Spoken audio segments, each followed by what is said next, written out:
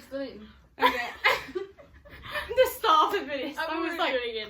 Hello everyone, welcome back to my channel. Today we decided to do a mukbang because we wanted an excuse to eat food, and also we've got our results coming up and we've got a lot happening in friendship groups. We're also changing like our futures. People are going to uni, we're doing courses, like we've got a lot going on right now, so we wanted to just eat food and just talk about anything and everything. It was my birthday 2 days ago as well. And it was summer. What's that got to do with? Just added it in. And we're also doing this for Summer's Do you want to birthday. introduce us? Yeah, so this is Summer. I'm Summer. I'm 18, just recently turned. And I'm never fucking Hillary. I'm sweating, it's so hot, it's 34 degrees, it's Yeah, raining. You have one thing to say about you, you say I'm sweat. Also, if we're like glowing, it's just sweat. Yeah, Like, it's just just a natural glow. glow. Anyway, this is Hannah. Hello. She's the more relaxed one. I don't know what you're about. Anyway, we asked people for some questions and some topics, so they sent a few in. So, first topic, how do we deal with toxic friendships? And the thing is that I've dealt with like a lot of toxic people, but they usually become toxic after we've fallen out. But during friendships, Summer, you can I'm kick a this master off here. because she knows what's up. Because I'm easy to bully. Not anymore. Oh, debatable. I obviously like try to be civil and everything, like just get on with it. But then it's just getting worse and worse. So I just moved myself away from that situation. I think that's kind of the best way to deal with it in that way. Yeah, I agree. Because a lot of time they're not going to stop unless you're going to talk to them face to face about it. But obviously at our age and like, well, I was dealing with it in year 7 when I was like 11. So it's a lot harder to deal with it face And they to don't face. really care. Yeah, exactly. Like if you went up, like that's the thing about toxic people. If you say to them you're hurting me, they're gonna be like, so. I know. I don't care. Yeah, they're literally gonna be like, I know. A lot of the time it's like their personality as well. Yeah. So like they don't even know that they're being toxic. But I'd say just move yourself out of that friendship. Yeah, I think it also changes with age as well though, because like when you were in year 7, it was a lot more obvious, and they'd be like directly bullying you to your face.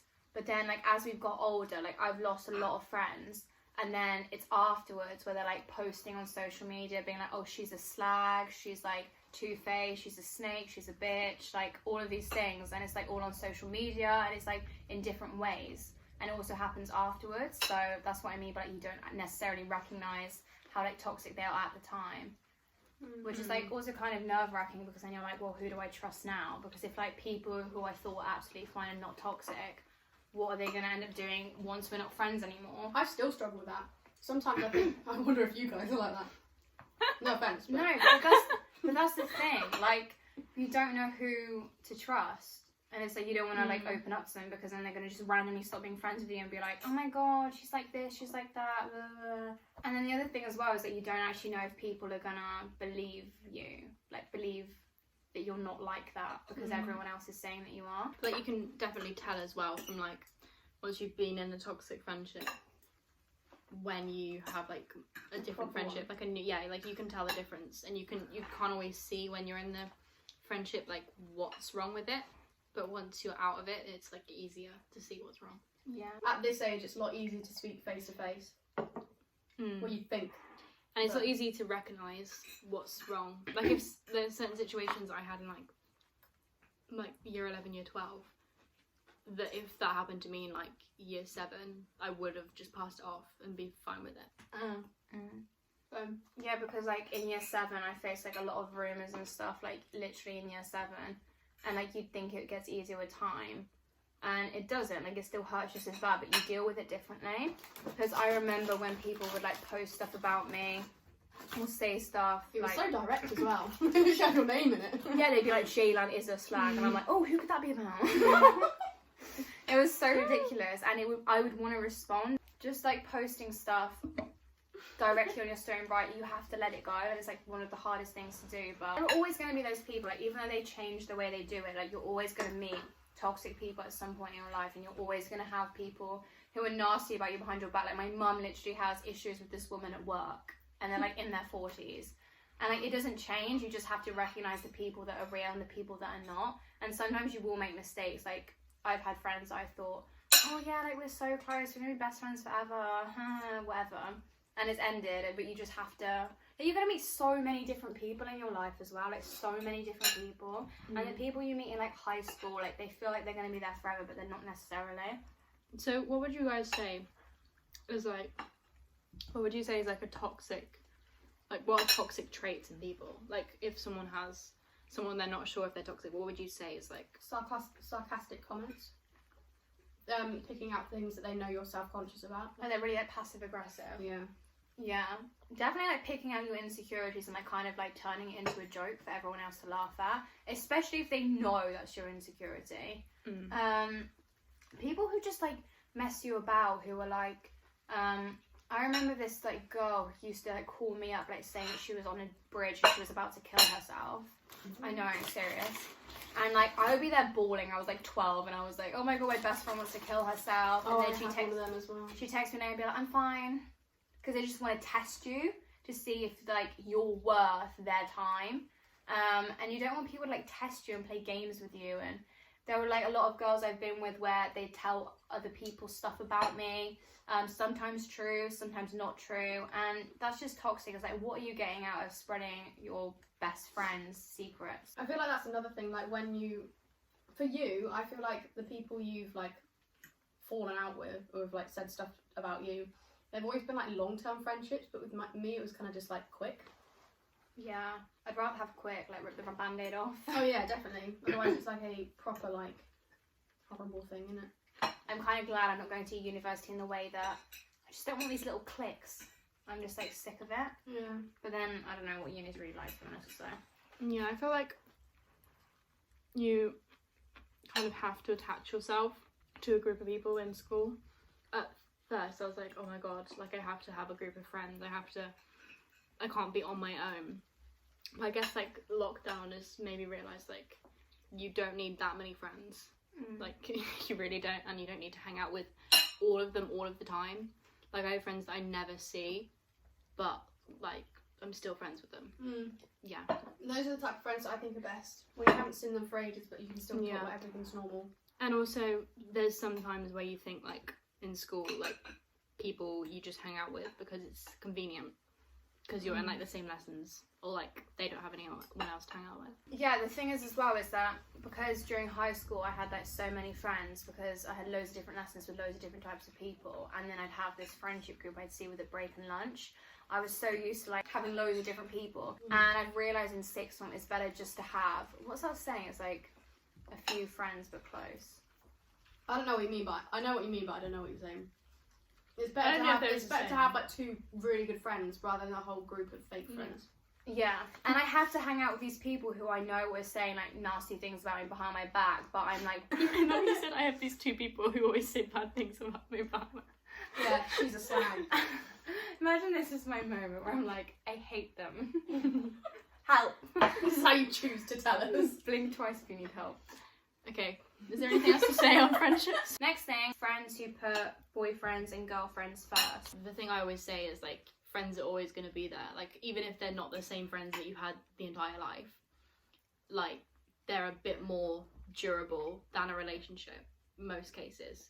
So, like, if you put everything into your relationship and don't spend any time with your friends, just ignore them, then that's fine, but they're not gonna, like, you can't expect them to be there if everything goes south.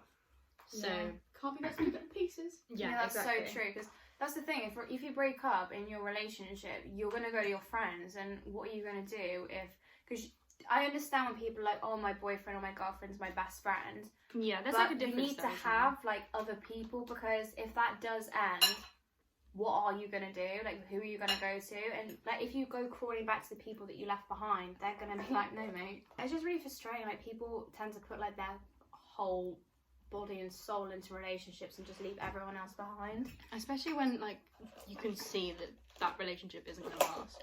Yeah, especially when it's short term, and it's hard because a part of you is like, oh, I just want to like ride it out. I feel like when you do get into a relationship though, it is so new and exciting that you do want to give your all in it. Honeymoon phase. It's like the honeymoon phase. So like a part of you would probably want to wait it out and think they're going to get out of the phase, but when you need them, where are they?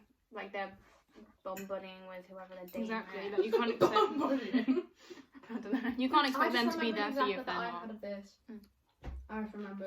Because I was thinking, I don't think I've ever had this, but then I remembered. So say. I can't say. So I can shout the name out. No, just No, talk but your about the experience situation. with how to deal with it. I feel like it's a massive letdown. You know what I mean? Especially when they're like clapped. Like the person they're with. You know what I mean though? Like if you see someone get into a relationship and like they're your friend and the person we're with is like shit. Like they look shit, they act shit. They're not nice people. Yeah, that's what I mean. I Like, thought you meant like they're ugly. I was like, yeah, that too, but like they're gonna come crawling back when they need you, but where are they when you need them? I feel like if you are in a friendship and they've like left you behind for a boyfriend or girlfriend, I feel like you should, when you need them, message them and then just see how they respond, because they may not realise, that's the other thing, when you're in the honeymoon phase, you're so like caught up in this relationship, they probably aren't thinking about anyone but themselves, and that's just realistic. But if I was in that situation where I was like all loved up with my boyfriend or whatever, and like Hannah or someone messaged me and was like, I need you, like this has just happened, like I would show up in a heartbeat, and if they don't do that, then they're not someone you should keep If around. you bloody open your messages on time. You never open your messages. I feel like there's like an overlap as well with like toxic friendships as well. Like a lot of the things are similar. Like you can't depend on them, and Especially if they keep trying to get like better people than you, like better. More like better friends. Yeah. So like if they get like someone who they think's like a better person, Like just, people who like bounce around them and yeah. friendship. Oh my god, I've had a bouncer before. I've been a bouncer before, honestly. No, What? but Tell us your perspective from being a bouncer. I love how we just come on this time. yeah, well, like I don't know. Yeah. I guess it's like from the start of high school to when did I Sixth like form? year 10, I would say. When I first when I joined like the friendship group that's kind of the one I'm in now. I joined our school, the only person from my primary school. So I literally had a blank slate, like I knew no one. Like I always felt like really pressured to be a part of the friendship groups because I feel like they were a much more prominent thing in like year 7, year 8, year 9. Yeah, they were massive. Yeah, and like if you weren't part of one, then like you were like a loser, I guess. But I wish I could just go back and tell myself like, don't bother, like just do what you want to do and have one friend if that makes you happy. Yeah, I feel like I'm a sticker. I attach myself You to put your people. heart and soul in it. Yeah, like I attach myself to people. In middle school, I like attached myself to this girl, and I was like friends with her all the way through to year 10 in high school. And I like to really attach myself to people and think that they're gonna be in my life forever. And I think that's something I used to do, especially during high school. I also think as well, like a point to note about toxic people is like, if they talk a lot of shit about other people to you, what makes you think they're not doing the same to you to other people? Like, just bear that in mind. Like, if that's something that people do a lot, like we do talk about other people, right? Yeah, but we're not friends with them most of the time. Yeah, like when we ever have like sessions where we're talking about other people, it's like we've fallen out with or we're going through something. Yeah. It's not like It's more of a rant. I think there's a difference between bitching and ranting. Like when you rant, like something's bothering you and you want to tell your friends about it. But if you're bitching, you're literally just like saying You're, like, shit about nitpicking. anyone you can think of. Yeah. Especially like random people. Like I was with this girl, and this girl would walk down the street and she'd be like, "Oh my god, her top is so ugly. Like, why is she wearing that?" and stuff like that. And it's like, oh. And then you'd be nervous about what you wore and things like that. Like that's definitely a sign of being toxic. Yeah, I also think like if they're saying stuff about this one person and then they act like best friends like that, that's also Oh my god, yeah. I've had that so many times. That's definitely a big red flag. How do you stop caring about what other people think? Hannah, I feel like you've gone through this during lockdown because you were talking about this on FaceTime. I was talking about it on our podcast as well, I think. Like, Yeah. it must be like our first episode. Anyway, go listen. I feel like, I don't know why, but I always thought like I didn't care what people think. Like when I was in like sixth form. I was like, oh, I don't care. But then you don't actually realise how much you do care until you're in a situation where the only people around you are family. And like, for most of lockdown, that's how it was. Yeah. I think you have to realise that life's too short to not do what you want, and there's no point putting yourself through something that you don't want to do. There's no point being someone that you're not. And like the main thing holding me back, I guess, was like people commenting, just like tiny stuff, like not even intentional stuff, but just random things about like my personality, or like when they say stuff about your personality, that hurts. Yeah, and like stuff that I liked, or stuff that I wore, or stuff I did. Like, there's a lot of comments that people make that you don't even realise that you care about. So when people aren't making those comments and you're just kind of on your own, you're like, oh, well, don't care. Yeah, I feel like because I feel like we've put a lot of stuff into perspective, because being at school, you are literally judged every single day, whether people are saying it to your face, behind your back, or not at all. Like, people are judging every single day. So to be in lockdown, where you literally only have to think about yourself and you're surrounded by your family, like Hannah said, you just realise like how little it matters when you put stuff into perspective. Because I used to get that. Like, I wore this top to school and I found out that this girl was saying I looked like a slag in it. And it's like, oh my god, I remember that. So at the time, like, that really bothered me. Like, I spent the whole day like really bothered by it. You were like, why did she say that? Thinking about it now, it's like, that's honestly so stupid. Like, it's so stupid. Why does it even matter? And like, we're 18 years old, we're literally adults. Wear what you want. And we're talking about, oh, her top, oh my god, that's so slaggy. What? It's so stupid. I think a lot of it as well is like, you don't... Still a bit riled up. You get used to people making comments and stuff, and then... It's like normalised, isn't it? Like, yeah, so like, you don't want to... So like, things that you enjoy, right? You don't want to talk about them around those people anymore because you're worried that they will say the stuff that they've been saying before, and you don't want to... Like, or if you're excited about something, and you want to talk about it, but then you know those people will say stuff about it. Whereas now... I guess I just talk about what I want. And one thing that really, really gets on my nerves is when you're like laughing hysterically with like someone about something. It was only something small, but it was just something that set you guys off. And someone says, it's not even that funny. Oh, I hate it. Yeah, it's like, just let them like it. It's so weird, like, thinking people about like to gatekeep like a lot. Like, for example, like music. Like, yeah, we were having a conversation. Yeah, we were having a conversation. Like, you can like whatever music you want, and like, just because you're not the certain, like, people, oh, I wouldn't think you listen to that music, or oh, you're so basic listening to that, or I don't know. People like to gatekeep and think that they discovered everything and they know everything.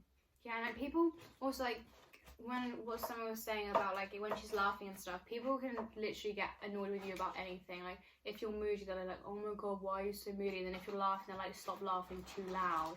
And if you talk about things you're excited about, they're like, that's stupid to be excited about. But if you don't say anything at all, they're like, why are you being so quiet? Like, you literally cannot do anything. Toxic friendships for me. Yeah. Oh, I was always very self-conscious of my weight and my figure. Well, since I was like in year 7, when everything started saying, you're fat, you're thin, you're pretty, you're not, and everything. It's always kind of like been like that. But then during lockdown, I feel like I've become much more body positive. And I'm not gonna lie, this sounds stupid, but I think it's because of TikTok. Why is it because of, why do you think it's... Because, I don't know why, when I'm on TikTok, I just feel like I'm part of a community. Like, with the videos you watch, and the comments are really funny, they just make me laugh and everything. And you can also, I feel like with Instagram and TikTok, like, you can filter who you want to see. Yeah, exactly. And if you're only seeing positive people and people you enjoy and people you like hearing stuff about, you are going to feel better. Yeah. Also, TikTok is like specifically designed for you, like down to where it's a bit weird, but you know, you just I feel like you just feel more accepted and everything. And I don't know. I think just not being around people who are making those small little comments that just like chipped away at you, I feel like it just makes you feel better. And like cutting those people off, like, it's a lot easier to do now because of lockdown, because you don't have to see them every day. You don't have to message them. You don't you're not being forced to talk to them. I feel like it makes it a lot easier. And thinking about the fact that like we've left for year 13 and we were worried about our bodies in year 7. Yeah. Isn't that such a weird thing? Like, when we're in school and we're seeing like all these little kids run around us, like, that was us. And like, those kids are worried about what they look like when they're like 11 years old. It's awful. At 11 years old, you should be playing tag. I just feel so much more relaxed because I just have had like no voices in my head for months. Voices in my head. Yeah. I feel like as well, if you told us like at the start of... Did I put too much Malibu in your drink? Sorry. I feel like if you had told us as well, like at the start of even like this year, that we would have a podcast together and that you would have a YouTube channel, like we're more comfortable as well, like being, because I really wanted to do this towards the end of sixth form. I just never saw the right time, and I was always like worried about what people would say, which was ridiculous, because they wouldn't care. I literally would not care. But yeah, I'm quite appreciative of lockdown in a way. Yeah, especially at school, like you'd have those stupid people who'd be like, how's your YouTube going? And you just know they were being sarcastic. Are we scared about our future? Terrified. Because everyone's going to uni, feel like they have a plan, even though COVID and everything. Everyone feels like I feel like everyone has a plan. Oh, that reminds me of Phoebe off Friends, where it's like, do you have a plan? She's like, I don't even have a plan. And then going into acting, it's so uncertain, you know. especially as we've gone into a recession now. Yeah. I feel like I'm not really scared for my future, to be honest. I'm more like excited.